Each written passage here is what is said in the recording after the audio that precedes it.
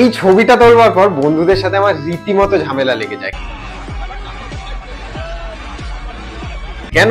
দেখতে থাকো। বন্ধুরা মজা ওড়াবে, বেজ্জতি করবে, এটাই তো স্বাভাবিক, এটাই নর্মাল, তাই না? এই ধরুন অ্যাকর্ডিং টু দেম আমি যদি কোনোদিন কোথাও জাজ হয়ে যাই, তার মানে তাদের সময় খারাপ চলছে। বা আমি কোনো অ্যাওয়ার্ড জিতলাম, তার মানে হচ্ছে বাজে জাজ এসেছিল।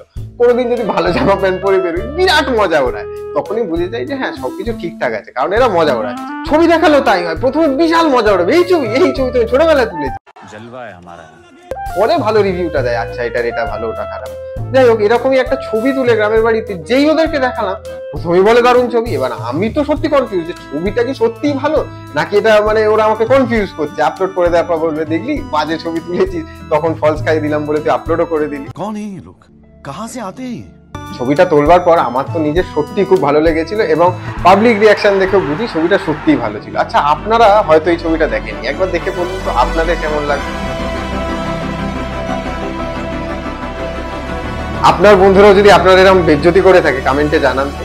আর যদি ভালো লেগে থাকে ভিডিওটা আর ফটোগ্রাফির এরকম মজার আরো ভিডিও দেখতে হয়, তাহলে সাবস্ক্রাইব করে